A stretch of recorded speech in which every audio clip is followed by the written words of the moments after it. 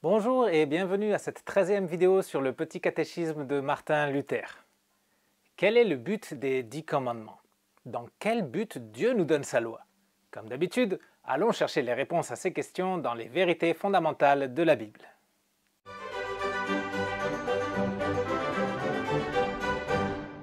Juste avant de donner la liste de ces commandements, Dieu dit quelque chose de très important. Je dirais même que ces paroles sont cruciales pour comprendre la raison pour laquelle Dieu nous révèle sa loi.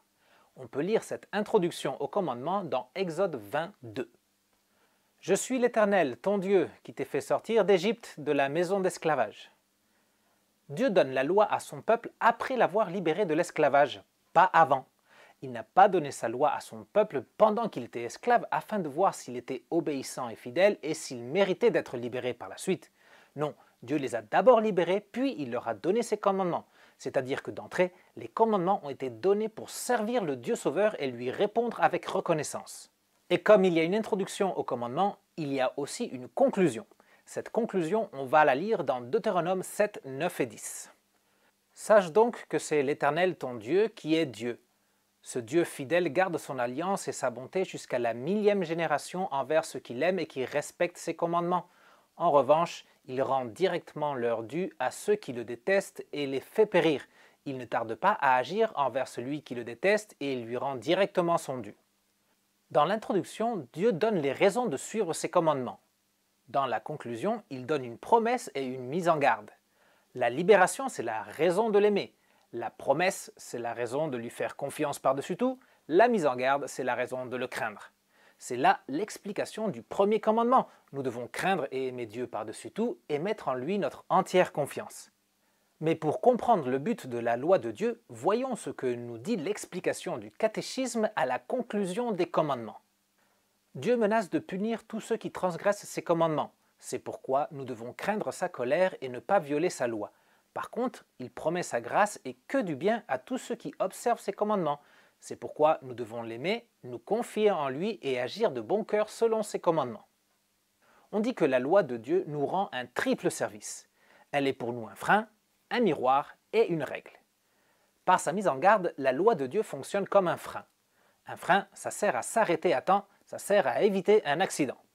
La menace de punir ceux qui transgressent les commandements sert de frein et elle nous aide à éviter d'avoir un accident. Elle nous aide à éviter de percuter la barrière des limites de la loi. On lit dans Proverbes 4, 14 et 15. « N'emprunte pas le sentier des méchants et ne t'avance pas sur le chemin des hommes mauvais. Évite-le, n'y passe pas, détourne-toi de lui et passe plus loin. » Pourquoi Dieu veut-il nous éviter de transgresser ses commandements? Parce qu'au-delà des limites de la loi, il y a un précipice et celui qui dépasse les limites de la loi tombe sous la condamnation. Il est écrit dans Romains 6, 23. Le salaire du péché, c'est la mort. Le frein de la loi de Dieu est une bénédiction, c'est un geste d'amour de notre Dieu. Il veut nous éviter de commettre des actes qui n'apporteront que du malheur dans le présent et dans l'éternité. Mais pourquoi Dieu n'annule pas tout simplement ces menaces et laisse entrer tout le monde au paradis? Parce que ce serait injuste et Dieu ne peut pas être injuste. Sans doute, vous ne seriez pas d'accord que celui qui a tué quelqu'un que vous aimez puisse vivre librement et tuer qui bon lui semble. De même, Dieu ne peut pas laisser la faute impunie. Il nous donne donc la loi pour nous éviter de commettre des injustices et d'être condamnés. Tout comme elle est un frein pour nous, la loi de Dieu sert aussi de miroir. Il est dit dans Romains 3,20. C'est par l'intermédiaire de la loi que vient la connaissance du péché. On utilise un miroir pour se regarder et voir si on est présentable avant de sortir. La loi de Dieu est un miroir dans lequel on se regarde pour voir si on est présentable devant Dieu. Les commandements nous disent ce qui va mal chez nous et ce qu'il faut arranger. Pour mériter le salut, il faut obéir la loi de Dieu parfaitement et n'avoir aucun défaut. On lit dans Jacques 2,10. De fait, la personne qui obéit à toute la loi mais qui pêche contre un seul commandement est en faute vis-à-vis de l'ensemble. Une seule erreur est suffisante pour gâcher l'ensemble. C'est comme si on mettait du sel à la place du sucre dans la préparation d'un gâteau. La Bible nous apprend que depuis la chute, l'être humain ne peut plus accomplir la loi à la perfection. Cette vérité est écrite dans Ecclésiaste 7, 20. Non, il n'y a sur la terre aucun homme juste qui fasse le bien et qui ne pêche jamais. Donc la loi n'est pas le mode d'emploi pour atteindre la perfection et mériter le paradis et la bénédiction de Dieu. Elle est plutôt le miroir dans lequel on doit chercher nos fautes.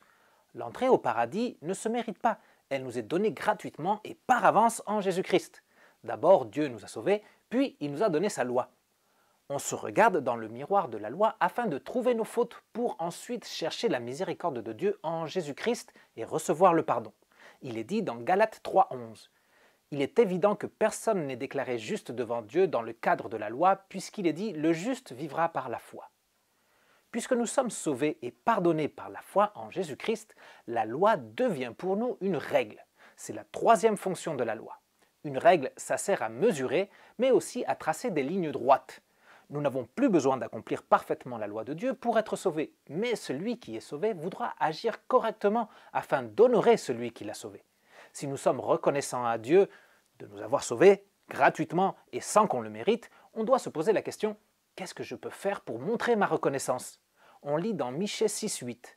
On t'a fait connaître, homme, ce qui est bien et ce que l'Éternel demande de toi, c'est que tu mettes en pratique le droit, que tu aimes la bonté et que tu marches humblement devant ton Dieu. La règle de la loi de Dieu nous sert à mesurer l'impact de nos actions et à faire de bons choix.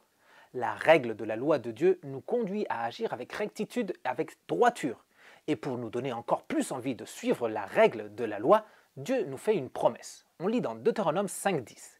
« J'agis avec bonté jusqu'à 1000 générations envers ceux qui m'aiment et qui respectent mes commandements. » Dieu nous bénit énormément en nous donnant le pardon et le salut en Jésus-Christ. Ça devrait être suffisant pour qu'on veuille lui obéir, mais il ajoute une promesse supplémentaire en nous promettant sa bénédiction dans la vie présente pour nous motiver encore plus. Contrairement à ce que certaines personnes pensent, Dieu ne veut pas nous rendre malheureux en nous interdisant certaines choses. Dieu veut notre bonheur. Le Christ et sa croix sont la preuve qu'il souhaite notre bonheur. Et pour qu'on vive continuellement dans le bonheur qu'il nous propose, il nous a donné sa loi et la promesse de bénédiction. Grâce à la loi de Dieu, on évitera ce qui nous fait du mal. Grâce à la loi de Dieu, on reconnaîtra nos erreurs et on sera conduit à chercher dans l'Évangile le pardon du Christ. Grâce à la loi de Dieu, on vivra d'une façon correcte et on sera béni. Un dernier verset de la Bible pour cette vidéo. Dieu dit dans Deutéronome 30, 19. « J'en prends aujourd'hui à témoin contre vous le ciel et la terre. J'ai mis devant toi la vie et la mort, la bénédiction et la malédiction. Choisis la vie afin de vivre, toi et ta descendance. » Personne n'est obligé à suivre la loi.